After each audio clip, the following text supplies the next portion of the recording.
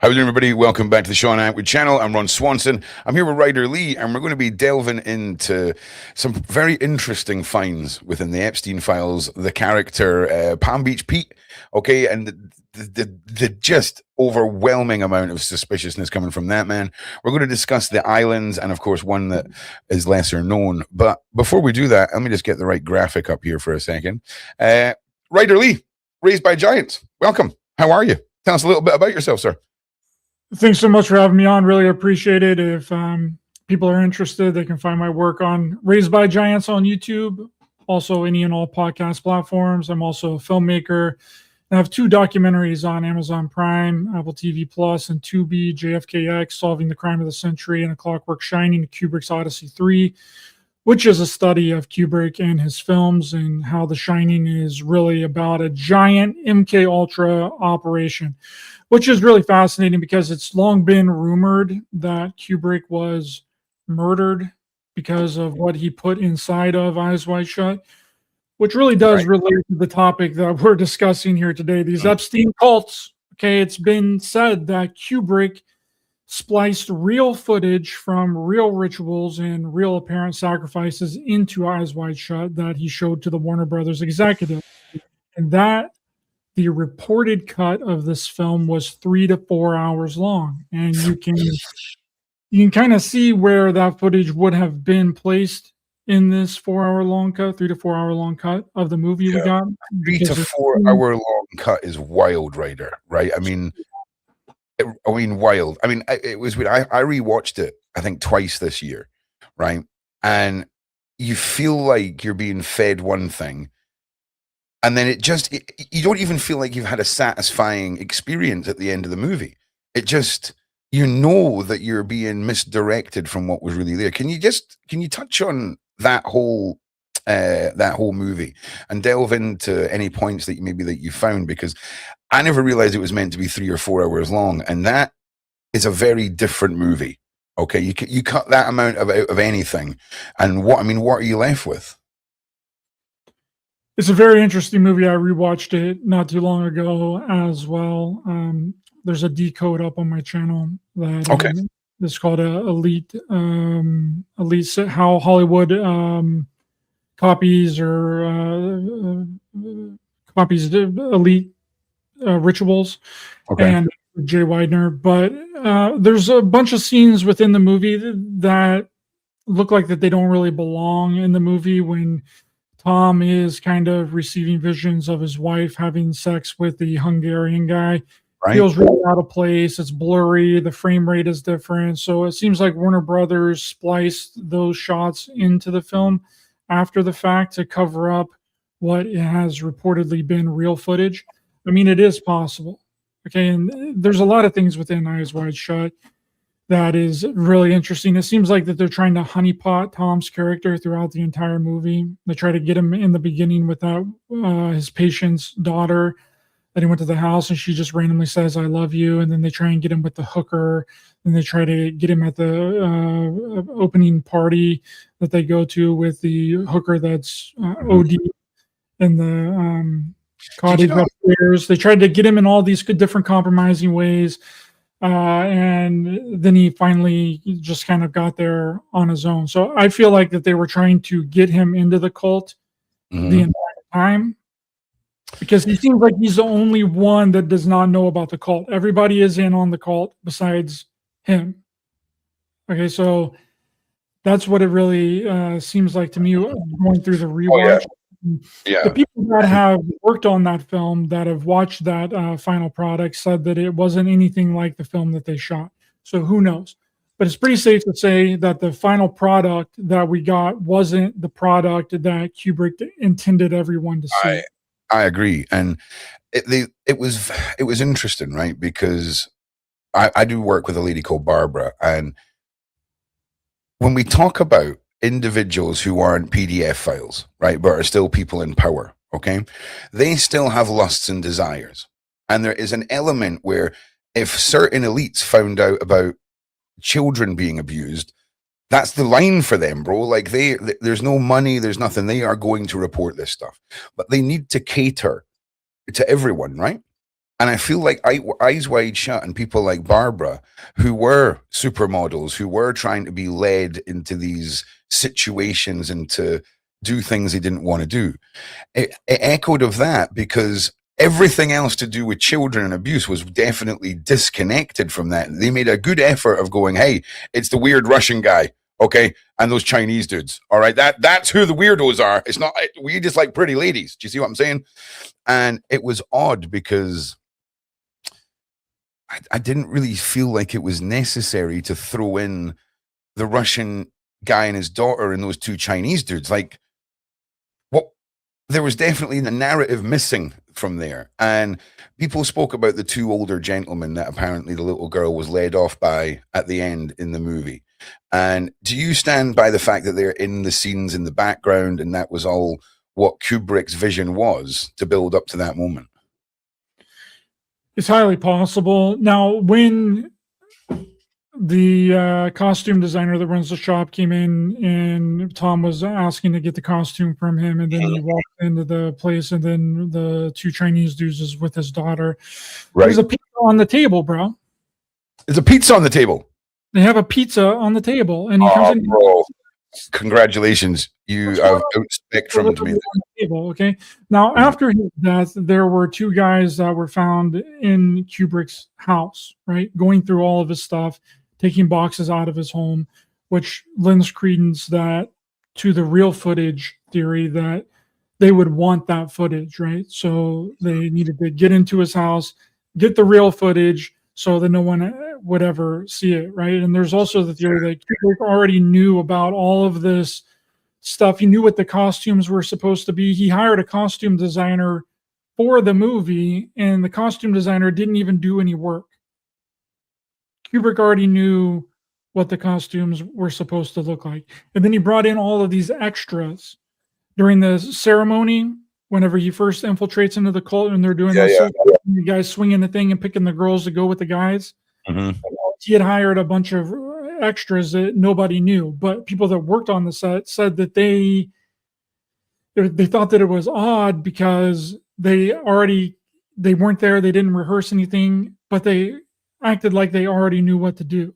So it seemed like Kubrick was mimicking some version of a real ritual that could have been a part of or exposed to, or he may have even filmed. But he died 6 days after he showed Eyes Wide Shut to the Warner Brothers executives, 666 days before 2001, which was his space opera, 2001: A Space Odyssey. But instead of getting a monolith to change humanity and the AI overlords, we got 9/11. Right.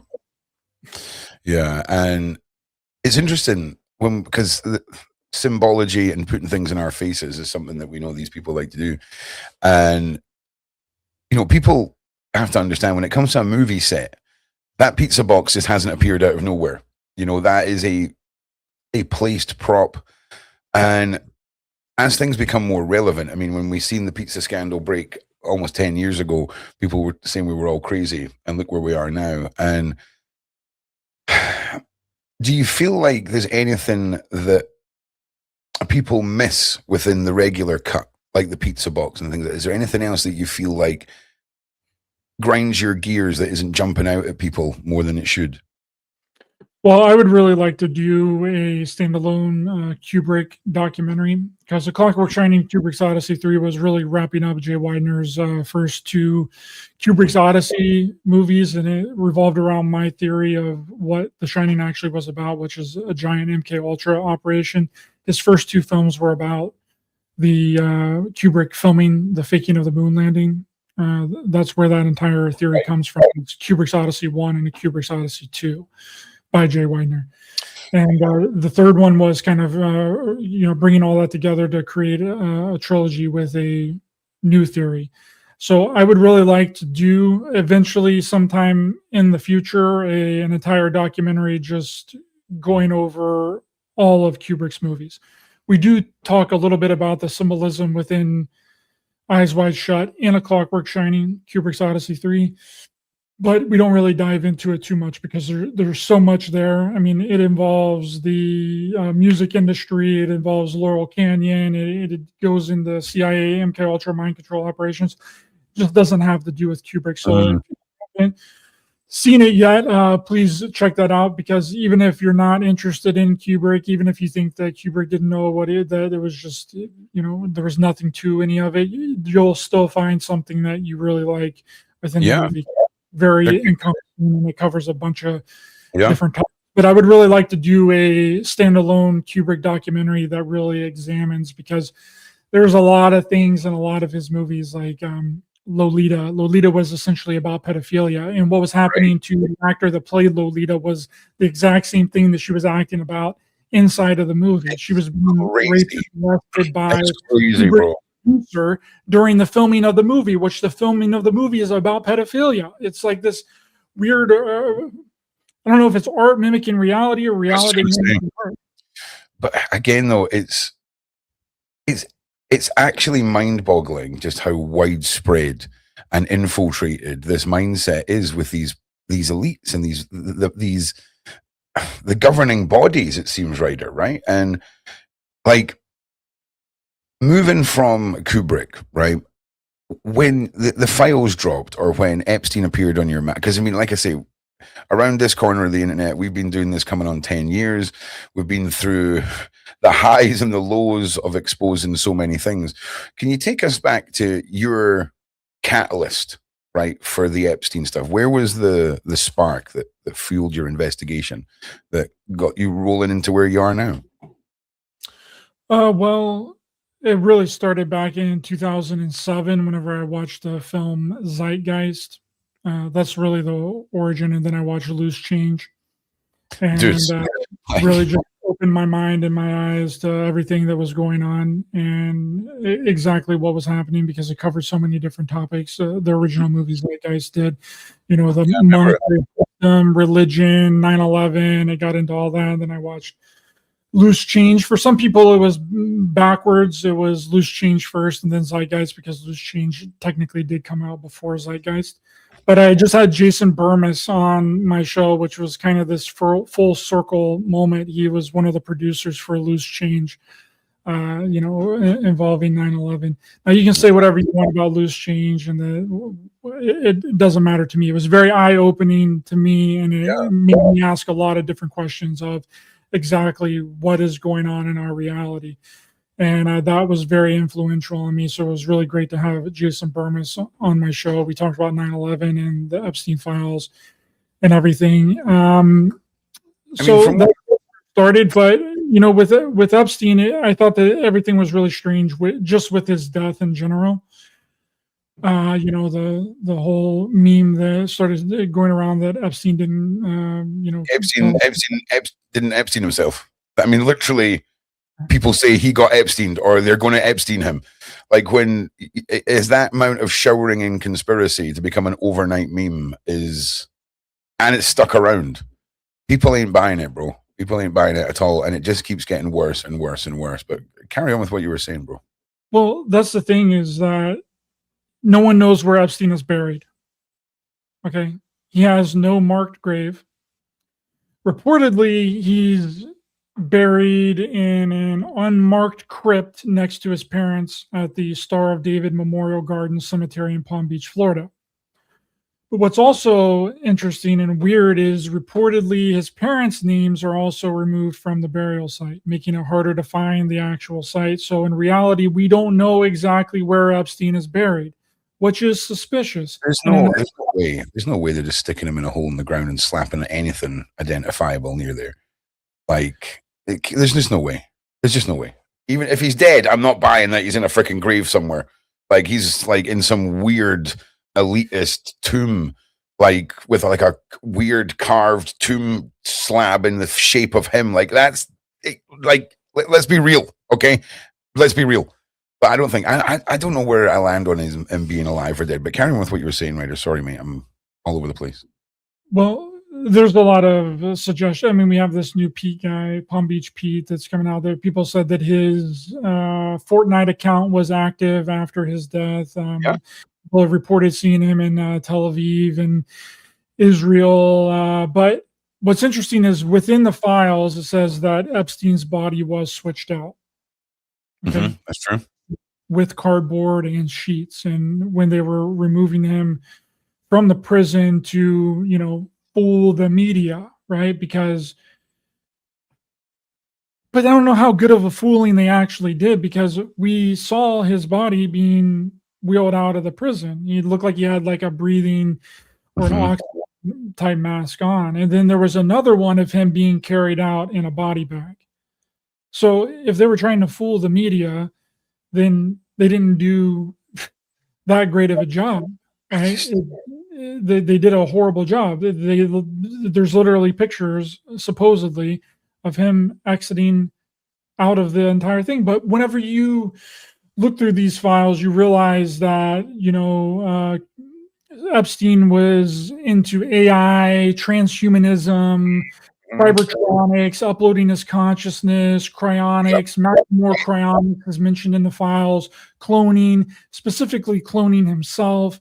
There's the conspiracy that him and Bill Gates hatched a plan to create COVID-19 if he ever got arrested, as like a contingency, like a kill switch, so that everyone would have to get mRNA vaccines, and that it would have Epstein's DNA inside of it. Wild. It's wild. We live forever.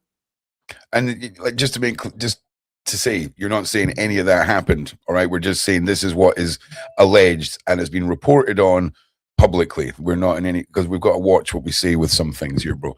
And I'm just making sure the algorithm heard what you said, because it's a theory. Oh yeah, 100%. Well, no, the cloning, it's just the Jeremy time stuff, mate. They do crazy things, but the cloning, the freaking time travel, bro. Like the fact that he's covered so many different business areas, it feels like he's in 12 places at once, right? Saddam had body doubles, right? I mean, it's not out of the question, all right? Joe Biden can grow by 1.5 feet and look like he's wearing a mask. Some people do better jobs than others, right? But it seems odd to me, right? For a start, it seems very odd that somebody known as, what the hell is his name? Pete, what is it? Palm Beach Pete doesn't seem like the kind of guy to not have a social media presence and to not be known around Palm Beach as crazy Palm Beach Pete, who looks shockingly like Jeffrey Epstein. Okay? People would be, there's no way that's the first time he's driven through LA or wherever the hell he is, Palm Beach, in that convertible. There's no way. There's just no way. He did not just materialize out of nowhere. Okay. And I've got way more faith in the Palm Beach Pete conspiracies than I have of like the spotted in Tel Aviv pictures and all of that. And it's an I mean, why, if you're Palm Beach Pete, would you ever mention partying with Jeffrey Epstein? Okay. Like, let's be honest here. Again, producer Sarah is sending me messages here. It's he said that he knew Epstein, that he was at a party with Epstein. So what I actually did was I decided to scrub through the files, right? So whenever he came out the other day and said that people were blowing up his phone because someone took a viral video of him driving in a convertible and said that Epstein's not dead. This really blew up online. So then he decided to create a social media account to talk about it, right? And apparently Mark Zuckerberg zucked his Instagram page or his Facebook page whenever he had amassed all of these followers, which is another really interesting aspect of this. He's online talking about how, pleading with Mark Zuckerberg that I'd heard Mark Zuckerberg is getting ready to move to Florida, so maybe we should meet up and hang out, which is really interesting because Epstein actually has ties to Mark Zuckerberg. There's photos of Mark Zuckerberg and Epstein at a party, which this entire thing but okay, I'm getting a little ahead of myself here. So you're all good. You're all good. And just to tell everyone, in case you haven't seen, this is Palm Beach Pete. Okay. This is the footage of what people thought was Epstein. It looks a lot like Epstein. In fact, Sarah, you can take a screenshot of that and get working on those ears. You're obsessed with the ears. So let's see how this ear matches up with real Epstein's ear. because we know that the one that was wheeled out on that stretcher was, how we doing, Lou? Was a bit sketchy. But there's no way this guy doesn't have a social media presence beforehand. There's no way that he's not known as Mad Pete, the guy that looks like Epstein. There's no way. Also, apparently a man called Peter Simmel, who apparently is what this guy's name is. The Simmels were one of 8 sets of twins, of which their class boasts 8 sets of twins in one class. Doesn't sound suspicious at all. Doesn't sound like a propagation tank for a bunch of clones at all. At all. Well, I decided to look up inside of the Epstein files to see if there was anything revolving around twins. So I just typed in twins into the Epstein files, and you can look at the bottom of this page. It's a very real. I screenshotted this directly from the FBI website. You can see the reference number there. You can put this reference number directly into the files, and you can see this document. It's 100% real. So this email is from, we don't know, the person has been redacted, but it's to Jeffrey Epstein, right? This is Tuesday, November 8th, 2011, right? The email says, saw your twin last night. My heart almost jumped out of my chest when I saw him. The likeness is unbelievable, but he was hugging and kissing another man in the street. Must be the same man that one of your friends, I think it was Faith, saw recently. So is this in reference to Palm Beach? I'm probably one of the only people that have even looked this up or have even tried to find this within the file. So you're getting an exclusive Epstein file here. Man. That's crazy, Ryder, because see when you've got 3 million of anything, right, and one word only appears once, right? It doesn't give me the feeling like it wasn't talked about a lot. It gives me the feeling that they screwed up and left one in there. That's the feeling it gives me. It really does. Very bizarre. I mean, you can look at, you ever notice how a lot of these famous people, they look almost identical to each other? Everyone should be pretty unique, right? Mm-hmm. But they're not. It almost looks like all of the same people. Like they just essentially copied one person's DNA and then put that person's DNA inside of a bunch of different people. Yep. Right? Looks like they all have the same hint of each other's DNA inside them. I mean, you can look and see that these people look alike. Natalie Dyer looks like Timothy Chalamet. Javier Bardem looks identical to Jeffrey Dean Morgan. Jessica Chastain looks identical to Bryce Dallas Howard. Zoe Saldana, identical to Jada Pinkett Smith, right? And the list goes on. Steve Carell, Alice Cooper, like all of these people, they look so similar to each other.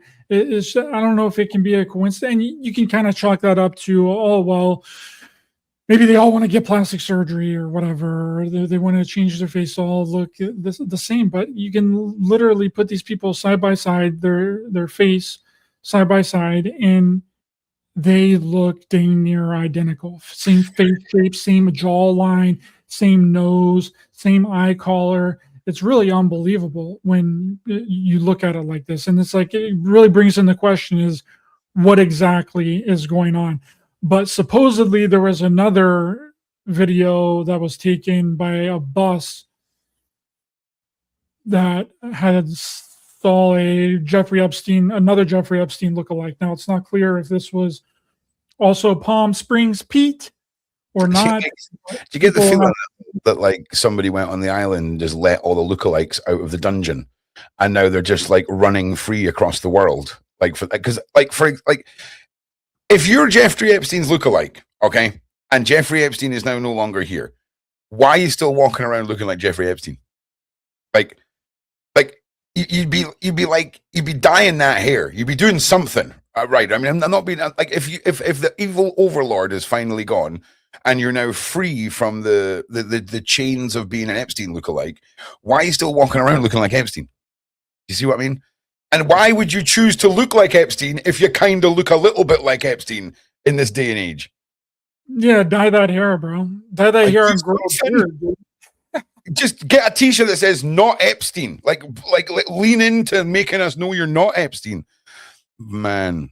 Well, that's kind of what he kind of already did that, though. He made several videos claiming that he's not Epstein, that Epstein is dead, which on its surface is interesting because how do you know that he's actually dead? How can you definitively say that Epstein is dead when we don't know where he's buried? There's been so many inconsistencies. His body was switched out. Like, if you know all that information, then how can you definitively say that you're for sure that he's dead? It doesn't really make a lot of sense. It seems like they're trying to set him up for some sort of Pizzagate. What is going on with this license plate? From the video?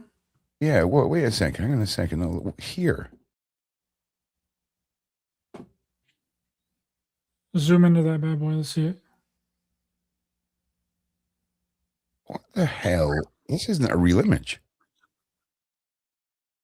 Ooh, that does look like a fake AI image, huh? That is not a real image, Pete.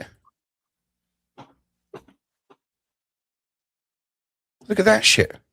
Look at this. Look at all the lettering on the signage. Well, you know what they could have done? They could have taken this photo and then had AI recreate the photo, because whenever AI recreates the photo, it doesn't always get the lettering of everything correct. Wait a minute. Are the evil overlords memeing on us? Because that is not a Lacoste. Because you know what? It was the Lacoste logo, because the crocodile in Lacoste, like, is just sitting there. And this looks like it's attacking something. Right, anyway, I'm going to put your image back up, and I'm going to see what I can dig up here, because are we, like, is this guy even real? Someone else claimed that the photo, the video that I showed in my short video that I made on this, that kind of went semi-viral online, about him talking about how he met Epstein at a party and that he knew Epstein and that he's not really Epstein, that he's Palm Beach Pete. And then at the end of the short video, I showed another clone or another lookalike of Epstein that was reportedly shot from a bus tour, where someone that looks like Epstein is driving a car, then he has a woman in the passenger seat. Now, a lot of people commented on that video and said that it was AI. Now, I don't know, because other people commented and said that it was an old video, that it was like 2 or 3 years old. So it's getting harder and harder to differentiate. This is the image here, and this what they've just upscaled this. So someone's taken this image of Pete and then upscaled it to this image of Pete. AI reconstruction photo. So they took a real photo and then they dumped it into an AI program to upscale the photo. And whenever AI recreated the photo, it can't recreate all of the nuances of the photo. So the license plate gets obscured in weird letters. The names of the buildings in the background get all weird and obscured as well. I will say, though, it's done a good job of assuming that that was a crocodile when actually I think it's not. I think it's like a sports brand, like Puma or something like that. Or, do you know what I mean? Like lettering. And it's just made anyway, no one cares about that, Ron. Be quiet. So yeah, but basically that's what so this is an upscaled image. It's not necessarily a fake image, because we found the original image that was upscaled from. Still, those trousers, would anyone actually choose to wear those trousers, Ryder, out in public without it being forced upon them by an overlord? I don't know. That's some pee pants, bro. That's his pee pants. Yeah, right. So going back to the email, I mean, we've got this one email talking about the twin kissing a guy, all the rest of it. It's very peculiar, right? And there's another image that you've got too of the teeth of Epstein, right? And I think, where do you stand on this? And again, side chat. I'm really interested to hear what Ryder's got to say. Personally, I'm waiting to hear what Ryder has to say, because I'm on the fence here about a few of these things. So let me hear it, Ryder. Well, there's a few things here. We don't necessarily know if this is an actual real photo of Jeffrey Epstein here on the left. I mean, we're assuming that it's Jeffrey Epstein. I mean, both of the photos could easily just be Palm Beach Pete. Okay, so that's something to take into consideration. I'm not saying that it's not Jeffrey Epstein on the left, but I'm saying that it's a possibility that someone just screenshotted two different photos of Palm Beach Pete and then made it seem like one is, and just wrote Jeff on the one on the left. And then Pete. That one that's got Jeff written on it is from a video in the Epstein files where Epstein's got a swollen lip and he opens his mouth and you see his teeth. I know what that still's from, right? But okay. I'm not being funny. Good. I'm glad you verified that. Then verify. If you were in charge of the Epstein files and there was a whole conspiracy and clones or twins or body doubles, you're not releasing any footage of the real Epstein. Okay, you're going, which ones are the alive ones that they can do the teeth alignments with? Do you know what I'm saying? And those are the ones you're putting out. But would they have time to do that? Yeah, they had years to do that. Years and years and years and years to do that. I don't understand why they didn't burn the files, put a bunch of bullets in people's heads and call it a natural disaster and just hit the island with a bomb that pushes a wave over it. Like, I don't understand the messiness of all this, Ryder. Well, they kind of did. Several Epstein victims have turned up dead in very suspicious circumstances. But in this photo of Jeff here, it I don't know if it kind of looks like he's wearing dentures or something like that. I don't know if his teeth is actually real. His gums look kind of weird here at the bottom. He might be full on dentures there, which then could explain why Pete's teeth look the exact same, because they're dentures and Pete really is Jeffrey Epstein. I mean, think about it. You've had a lot of years to perfect this other identity that you're going to perform. The first time that, whenever the video came out of him talking in the car, saying that I'm not Jeffrey Epstein, I'm Palm Beach Pete. Right. My first instinct was to think that he was putting on like a voice. Okay. Right?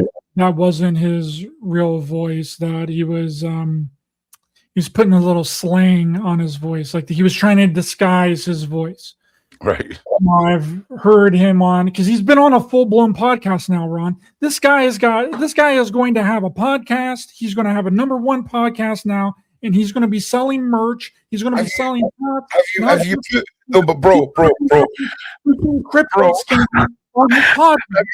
put podcast into the Epstein files?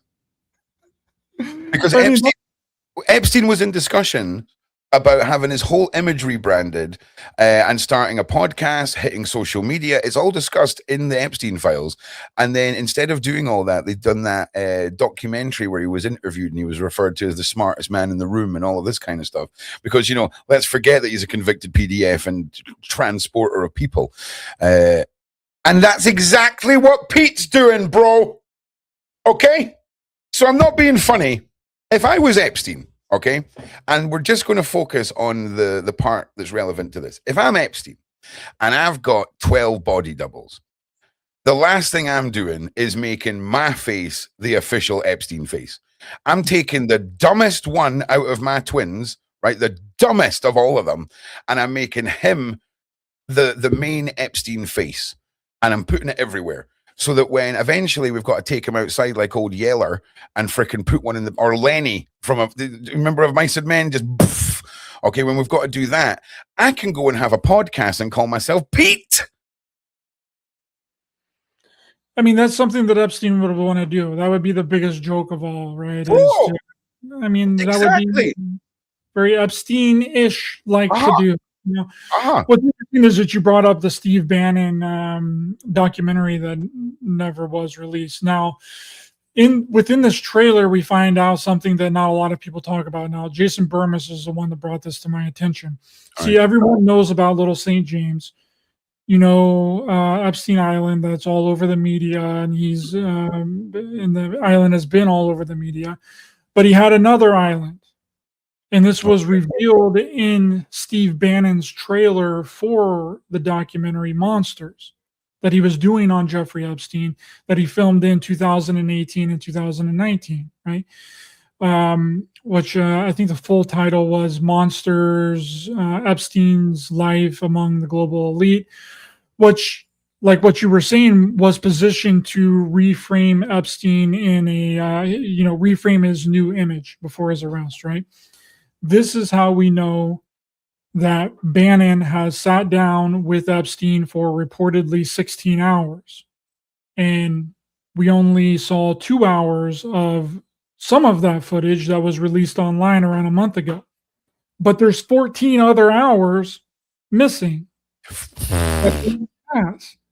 So in this trailer that was put together for Monsters that was never released, that you can find online, Bannon asked Epstein, so you have an island? Epstein says, 2 islands. Bannon replied, the island of Dr. Monroe. And Epstein replied, correct. Okay. Now, when you look into the island of Dr. Moreau, you find out that it was the title of a book by H.G. Wells that's all about an island where a doctor is running all kinds of genetic experiments, creating humans, mixing DNA, different creatures, animal-human hybrids, chimeras. And a movie was a movie adaptation of this came out in 1996 under the same name. So Epstein just didn't have one island. He had another island. He told Steve Bannon this, and the island is referenced as the island of Dr. Moreau, which is a reference to this book and this movie that was about creating animal-human hybrids and genetic experiments. Yeah. I mean, when you Google it and then you go to Google Images, none of the images, right, are really something that you would want a secret millionaire doing on an island. Okay. Because, dude, do you know, this is going to sound crazy, right? And just bear with me here. And I hate to go back to the woke movement and all of this stuff, right? But all of this, let's stop children going through puberty, right? Movement that happened, like the stunting of children's development, right? I honestly, and this is going to sound mad, I think in a lab somewhere, they're trying to make it so that you have 18-year-olds that stop growing from the age of 9, okay? And you've got fully grown adults that never get past looking like a 9-year-old. And the messed up thing is, bro, if that was the case, there's no crimes being broken then, right? Because that's not a child. Do you see what I'm saying? And in their twisted world, right, I think that's what they're trying to perfect. Do you know what I mean? Because not only can they then legalize a form of this horror, but it almost gets that second slap of normalization. It's weird. I know it's weird. I know it sounds odd, but I just have this horrible feeling that that's what all of the testing and everything to do with gender and all of that, it was a huge public test, in my humble opinion, to just perfect something like that, because it seems like a much more plausible evil business model than farming and growing humans. Do you see what I mean? Than to have a little fleet that can be moved around. It sounds weird, but anyway, again, it was because of this Dr. Monroe situation, because we know what went on in Little St. James. But could you imagine what is considered worse than what we know? And I would imagine splicing human DNA and all of that is something they want swept under the carpet a lot quicker than the PDF file stuff, which, you know, an elitist point of view. So what's your take when you found this out, when you started delving into that? Did you find any more evidence, or was it simply from this trailer? And do you think that was the reason it was shut down? Well, there's a lot of things going on here. You just mentioned, I mean, that's what people think that Zorro Ranch was, what was going on at Zorro Ranch, that it was essentially this experimentation center and that it had some sort of underground facility in it. Have you ever seen the movie on Netflix, They Cloned Tyrone? They Has cloned. Jamie Foxx in it, that they essentially clone this guy, and then he goes into this house to try and figure out what happened to him, because people had told him that he had died. He goes into this house, and then he finds this elevator, and then he goes down into this basement, and there's this scientist and this doctor down there that's doing all these cloning experiments and stuff. That's what people think is kind of going on at Zorro Ranch. But Epstein is also connected to some cult activity. The Finders cult is connected to Zorro Ranch property. He was a part of this is a super elite secret society called the Zodiac Club, that Jason Burmis was the one that found this. We've all heard of the Illuminati. We've heard of the Bilderberg Group, Bohemian Grove, the Club of Rome. We've heard of the Council of 13, the Order of Royal Jesters, the Shriners, the Knights Templars, the OTO, but you've probably never heard of the Zodiac Club, okay? Which was started in New York in the 1800s, and it's a very elite secret society, as it only has 12 members, and they all get assigned a sigil of the Zodiac, comprised of very rich and powerful individuals. There's an email that is sent out about a gentleman that Jeff thinks is good for the Zodiac Club. And if you go to archive.org, you can pull up records of the Zodiac Club as it appears in the minutes book. And it has a complete history and a complete layout of the Zodiac Club from 1868 to 1928. If you would like to learn more about the Zodiac Club and exactly what that is. But he was in all kinds. I mean, from that Bannon interview, we found out that Epstein is into the occult. Okay, he was attempting to explain the unexplainable. He got very theological and theosophical with gravity and Newton. Just in those 2 hours that was released with Bannon, he funded studies into scientifically studying the paranormal through the Edge Foundation. He was really good friends with Deepak Chopra in the files. Deepak Chopra is all over the files. He is a big consciousness, New Age thought leader, and has written several books.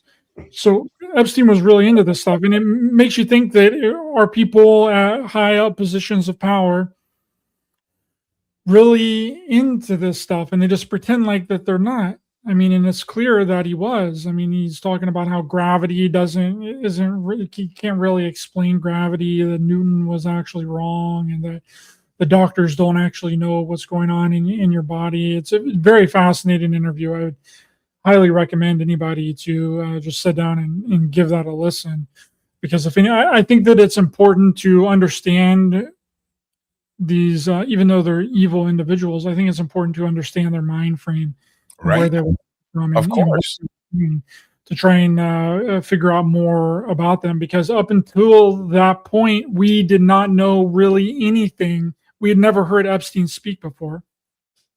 We'd only saw photos of him around, and he was kind of like this mysterious figure that no one had ever really heard from before. He's Kaiser Soze, bro. He's Kaiser Soze. Okay, that's who he is. Okay, and the more you're talking, the more I'm realizing how stupid we are for assuming that this man wouldn't have body doubles and they wouldn't have been preparing for this for years. Like it's maddening. And carrying with what you were saying, Ryder. But you're nailing it, man. You really, really are. Well, the first time that he went to prison, he in the Bannon interview, he said that he wasn't scared, that it didn't really matter to him, that he wasn't really worried about it. But then the second time he went to prison, it appeared that he was really scared. So I mean, it could have been just a completely different person that they wheeled into prison that second time. Right. And what's another really interesting thing, Ron, is that around 5 days ago, a TikTok channel popped up that was reportedly the real Jeffrey Epstein. Now, I can't verify this. I can't look at it because the TikTok page has been deleted and no longer exists. It popped up for 2 days. It amassed around like millions of followers really, really quickly. And apparently there were videos that were posted on it of Jeffrey Epstein saying that he's excited to be back on the island and back to all the things that he was doing before. Now, we don't know if any of this was real. It could have been AI, could have been a bunch of different things, but there were really strange messages on there. There was like photos of like a cell and it said help as the text on it, like all this weird and strange stuff, bro. And it was just wiped. They took it down almost as quickly as it was made. Wow. You can't find it now. And I'll be honest with you. This is the most damning thing I think I've seen in the Epstein. Is he still alive? Is it him factor? Is the side profile of Pete? Okay. Like, if you were the real Jeffrey Epstein or if Pete, for example, was the real Epstein, okay, and the Epstein we seen was the dumbest one out of the twins, this is exactly what I would imagine he would be doing. This would be like, let's put a bunch of stuff about time travel, and then let's make a bunch of TikToks where I'm talking about being back on the island and all of this stuff. And then you have a guy like Pete, who is 98% the body double of Epstein, now about to become a like social media personality. Like that is the story that I believe, because I mean, just look at the guy. I mean, it really makes sense to me that if I was to go down the is he alive, this is the sort of thing I would imagine that you would do. Because he's discussed it in the emails. He's discussed it. And keep in mind, if your whole life has been behind a fake mask of this isn't really me, that's a false set of achievement, right? So maybe he was just that hungry for something that even after all of the Epstein files, all of the saga, Epstein just couldn't help himself, and now he wants to be a podcaster. Like, it sounds ludicrous when I say it out loud, because if you're a billionaire, why would you want to be a podcaster, right? But at the same time, what a rub our faces in it. If Pete suddenly dies in a car crash that we all witness and it's on a live stream and there's nothing that we can pick apart on it, we'll have some questions. Do you know what I'm saying? Well, from what I was mentioning earlier, that I feel like they could be setting this up for another Pizzagate situation, right? Because if somebody gets a wild hair up their butt, and it's a very old saying, I don't know where that came from. Someone gets a wild hair up their butt and then decides that this person really is Epstein and goes out and does something to him, that stops everything right in its tracks. No one's going to be looking for Epstein ever again. Oh, damn. Yeah. That's what they probably would do. I've changed my mind now, Ryder. I agree with you. Put him out there, make him famous, and then have him blow off the top of a mountain that we all witness as an act of God. Okay? You can't assassinate him. It has to be an act of God. Or like an Acme piano falling out of a freaking plane or something, bro, on a live stream. We have to witness it and all agree that there was no shenanigans. Podcast Pete. 100%, mate. 100%. I'm not Palm Beach Pete anymore. I'm Podcast Pete. Brilliant. But that's oh, bro. If that happens, right, I'm buying a bunker. I'm making a bunker, and then I'm doing these podcasts in the bunker. I just wanted to make camping videos. Okay, 10 years ago, that's what I came here for, and that's what's going to happen, bro. Oh, anytime he goes live, that could be the setup for it. I mean, they've done that several times throughout history. That's what happened to the hippie movement, right? They got Charles Manson and his cronies to go and kill Sharon Tate and 2 other people, and then that's ended the entire hippie movement because people did not want to be associated with murderers, right? Oh my God. Yeah, but and now are we going to convince the end? But listen, if everyone thinks that now, they're going to be like #protect Pete, right? And if that actually is Epstein and it's a double bluff play, now we've got the real Epstein, who everyone thought was the fake Epstein, being protected by everyone because he's become a meme. It's a double-double, dude. It's a double-double. It's a double-double. Bro, what is 2026? And this is a conversation between 2 fully grown men. Like, what is 2026, bro? Like what? Like, what is it? Because that sounds plausible, bro. That's the problem. Like, it sounds like you and I could put a PowerPoint presentation together and sell this at a board meeting. That's the problem. We definitely could. There's a few other things that I do want to cover before we wrap up here. Yeah, of course.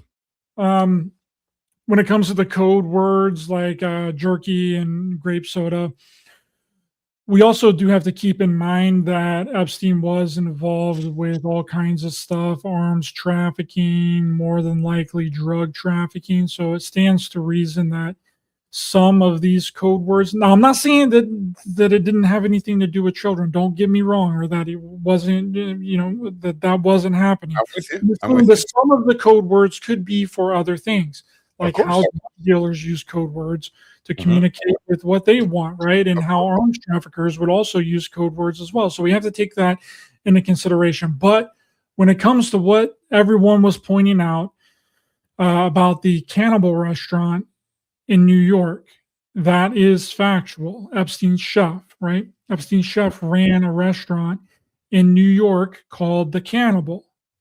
Yeah. Cannibals and Cooks, I believe it was. Cannibals and Cooks. Has been shut down. But the cook's name is Francis Derby. He's mentioned in the documents and in the files over 1,000 times. I think some people got that confused online because there was this other chef in New York that has a very similar name to the chef that Joe Rogan is friends with. And people kind of were coming at Joe Rogan, but it's not the same guy. So the same guy, okay. Different jerky guy, all right? Just different jerky. Yeah, exactly. I'm with you. So that's just an interesting aspect. I mean, I think that we need to take into consideration that Epstein had his hands in a lot of different things. It wasn't just one thing. Drugs were involved, arms trafficking was involved. Yeah. The Rothschilds were involved. I mean, the Rothschilds were instrumental in the formation of the Federal Reserve, and they actually bailed out the United States when it ran out of gold. And we know that from that interview with Steve Bannon and Epstein basically represented the entire Rothschild family. Yeah. So how all this happened was that the Rothschilds needed to take over Wall Street, right? And they did it by sending someone to New York to oversee the purchase of Macmillan Inc. Now, Macmillan Inc. was a media company that would later be renamed as McGraw-Hill, which is responsible for most of the elementary school books that we use here in the United States, and that was taught in public schools. Now, do you know who they sent to New York City in 1988 to do this? It was Robert Maxwell. Okay, so Robert Maxwell, Ghislaine Maxwell's father, was working for the Rothschilds. He was their main guy. Okay? He was Epstein before Epstein was Epstein.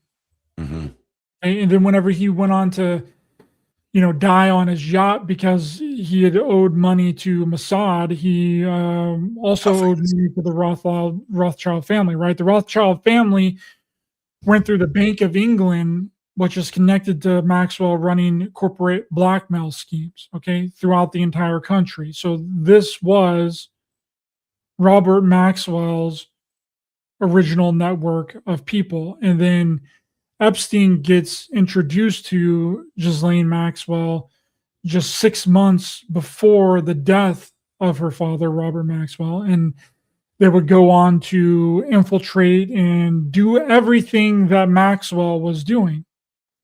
Epstein was the replacement. Mm-hmm. Now that brings in the question, who's the replacement for Epstein? I can tell you, I've got a theory. I think the age of the evil men is over. Okay. I think it's over. And I think Blink Twice told us exactly what was going on. People thought Blink Twice was a big expose movie about the island, and it was, trust me. But for me, it told us exactly what was coming next. And that was a woman taking control of the entire operation at the end of this film. And I think Katrina, or his daughter, his wife, his freaking whatever, the woman who inherited the 450 million when Maxwell got the same inheritance as freaking the pilot of 10 million. Okay. For me, bro, we are now in the age of the yacht girl template for the new Epstein. I really do. I really feel like that is where we're going. I don't know what you think, but that's what I think. Yeah, so Epstein was essentially Robert Maxwell's replacement, and we know through Alan Dershowitz that Epstein's lawyer, that he was introduced to Jeffrey Epstein in the early 90s by the Lady and Lord Rothschild. But there's also an email in the files that Epstein sent over to Peter Thiel that says that, as you know, I represent the Epstein family, right? The entire thing is connected, from the diamond company that the Rothschilds created to infiltrate into Wall Street using Robert Maxwell, Epstein being introduced right before Maxwell's death. Robert Maxwell was the original Epstein. But then it kind of goes back even further than that, right? It goes back to Operation Midnight Climax with Meyer Lansky. Meyer Lansky was actually the original Epstein. He was the original Robert Maxwell before Robert Maxwell was Robert Maxwell.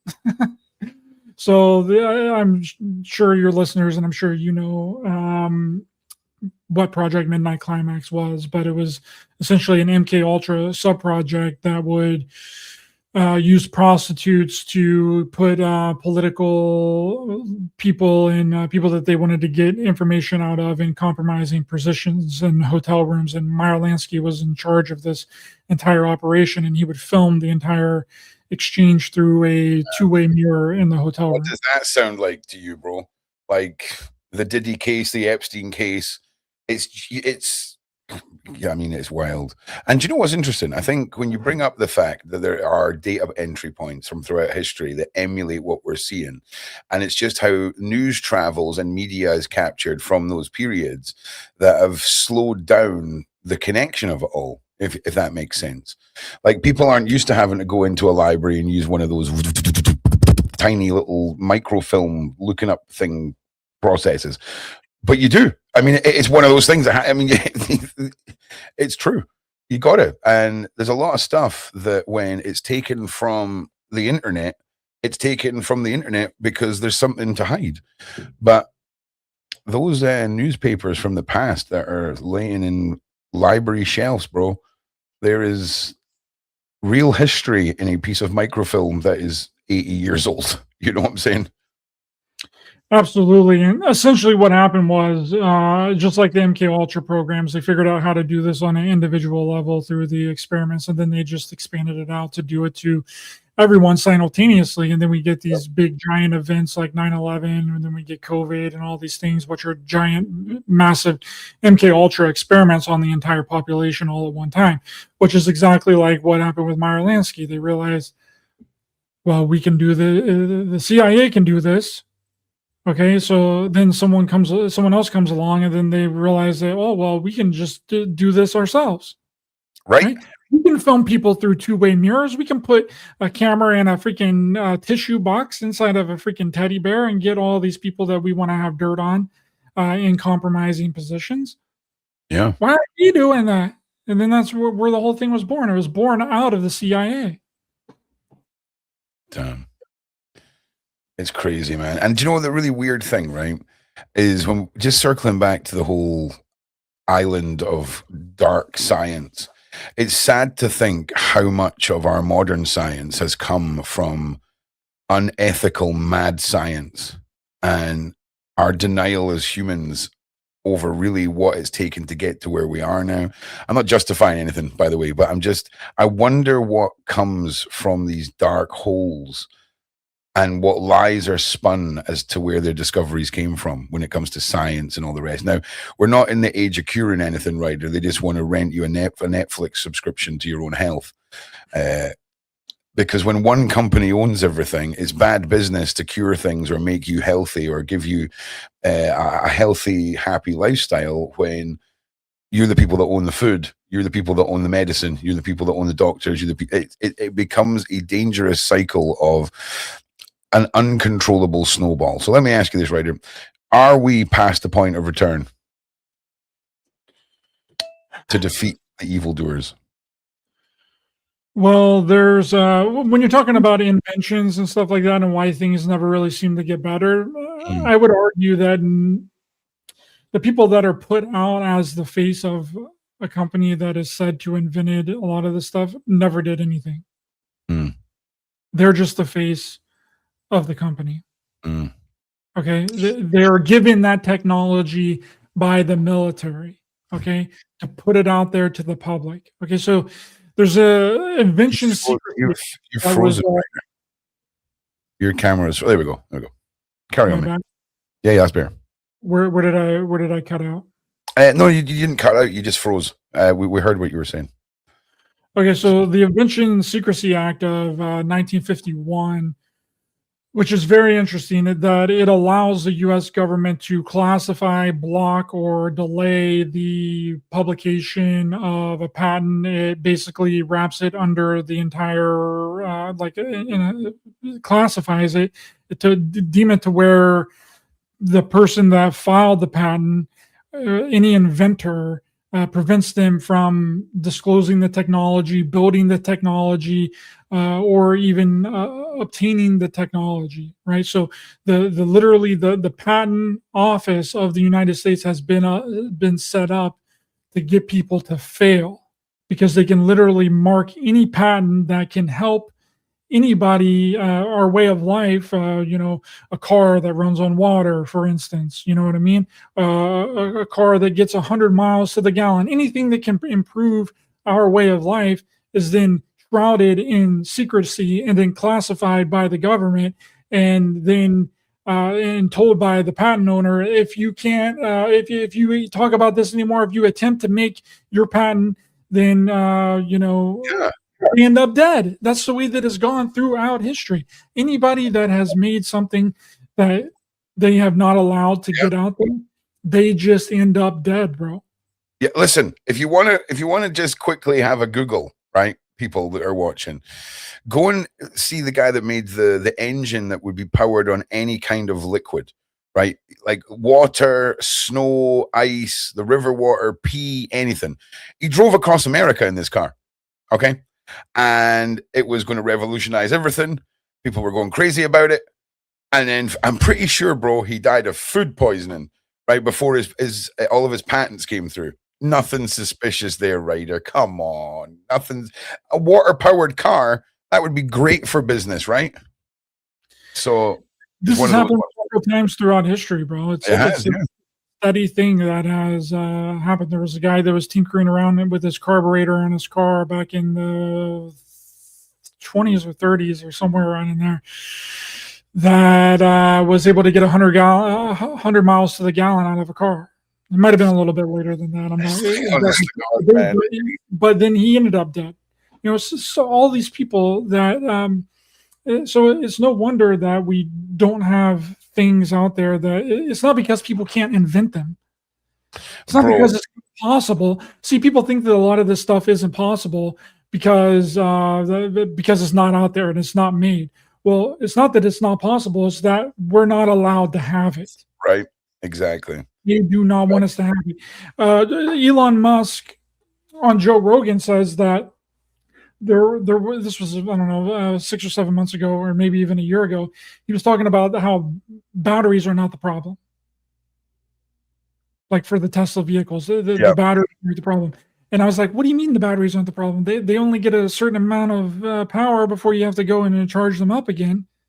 So he's essentially saying that they have batteries that will last way longer than the ones that they already have in there. They're just not putting them in the vehicles. You want to look at how right you are. Look at the career path of Elon Musk, because Tesla was just making batteries, right? That was the foundation of the whole car manufacturing thing, was Elon's obsession with these things. But let me ask you, before we end, I'm going to ask you a totally random side quest, nothing to do with our topic question, right? Because you seem like the sort of guy that'll have Googled some of this. Do you remember that dude that went in his garden shed on the ring cam, right? And then came out a totally different dude in Florida? Do you remember seeing that ring cam footage? And people were saying that it was like a time traveler guy. Because I'll pull up the footage, right? But if you've not seen it, we'll wrap it up. But hang on. Florida shed time travel. Because this is a weird one, man. Does anyone know what I'm talking about? Here we go. Right, here we go. I'm not familiar with this, so I'm excited. You've never seen this one, bro, right? So this is where the footage starts, right? Time traveler. Alex got a notification that someone was on his property, so he checked his security camera and saw this. A strange man walks to his backyard and enters one of the sheds. And he actually ends up going into my shed. So you can see he opens it, goes into the shed. Now, since Alex wasn't there at the time, he called the cops, but when they arrived, they found no one. All right, at that point, you're moving house, right? At that point, when they don't find a guy, you're gone, bro. Was he not in that shed? No, he was not. There's nobody in there. Okay, I'm sorry for wasting your guys' time. I really didn't see him leave the shed, though. I mean, sorry for wasting your time. No, you're good. At this point, he double-checks the footage to see if the man actually did leave the shed, but doesn't see him. Until the next day, when Alex received another notification. Notification on my camera that there's somebody in my backyard, and this guy leaves my shed. And he looks right at the camera, too. A man walks out of the shed, this time much older and dressed in different clothes. He then walks to the front of the house, peeks inside a car, and just limps away. With there being no footage of the first guy leaving the shed and no footage of the second guy entering it, Alex decided to compare the two men side by side, and they look pretty similar. Weird. This looks like the same guy, maybe, glasses, whatever. Let's look at the other guy. Is that Jeffrey Epstein? Bro, listen. All I'm saying, right, is you need to look into this one, because it's crazy. The only legitimate reason I can come up with is like a massive media push for like Suno AI video, or whatever the hell the video AI thing is, as like a marketing tool for that, right? Because this thing blew up, right? But no one's claimed that. No, this is, as far as we know, this dude is a real dude who caught all of this. But aged. Same facial features, whiter hair. But still not understanding what was going on, Alex looked inside the shed himself to see if there was a hidden exit, but didn't find anything. At this point, Alex and many others suspect that this man right here could be a time traveler. How mad would it be if that was the portal, right? Like, that was the portal. It's there's only one in the whole world, and it just so happens to be this shed in Florida. Ryder, what do you think? Like, what do you think, bro? I'm gonna have to look into this more. I never saw this. Oh, well, congratulations. This is why you're not going to sleep for the next 2 days, because you're going to be going down rabbit holes, because no one's figured this one out, man. It kind of reminds me of that Stephen King show, 11/22/68. Okay, yeah. Sorry, 11/22/63. The date of the assassination, where the guy, James Franco's character, is inside of a restaurant, and then the restaurant guy leaves for a while. It turns out that there was a portal back to 1960. Okay. Is in the restaurant. Well, I'm not being funny. If the portal was in your garden, you would probably put a wee shed over it. Do you know what I'm saying? Like, just be like, this is my portal, okay? No one else can have this portal. But crazy. You know? How would I find that? What would I type in to find that? You literally, what did I type in? Florida shed time travel. That's what I typed in, bro. And you'll get it, and you'll be able to deep dive into it more. But that's, like I say, as far as like really weird stuff that nobody's really clocked onto yet, or figured out yet. Sorry, that is the one. Right, hang on. So, producer Sarah. Do you know what, Sarah? I'm going to save this for another show. Sarah's been populating a bunch of stuff on Karina Shuliak. Producer Sarah is freaking like rapid on the live research, and but I think that's one where I'm going to pick up at our time, Sarah, because I think it's too in depth to go into right now. But Ryder, is there anything else you want to throw at the wonderful people? And please remember, everybody, Ryder's links are all in the description. Is there anything else you want to throw at us before we conclude our discussion, sir? Thanks so much for having me on. Really appreciate it. If people would like to check me out, Raised by Giants on YouTube, documentaries on Amazon Prime, Apple TV Plus, Tubi, and I am currently working on a new documentary that is called Psychic Agent, the Gate Program. So would love to, whenever that gets released, hopefully within the next 2 to 3 months, would like to come back on and discuss that if you'll have me. Hell yeah, absolutely. I'm looking forward to having you back again, Ryder. There's a lot of stuff that you're really dialed in on that I'd like you to expand on more. I think I'd really like to delve into Robert Maxwell and the previous individuals, because when we look at repeating patterns of cover-ups and deception to the public, and we start seeing overlying patterns, and we take away things that differentiate how media is consumed or how news travels, there's so many things that mirror each other. And I think that is something that I think would be good to put forward, because it's bolstering, because Ryder, I'm telling you now, they want this to be a conspiracy in 10 years. They want us all talking about how, oh, you believed there was more Epstein files and all that. Like, I feel like that's where we're heading.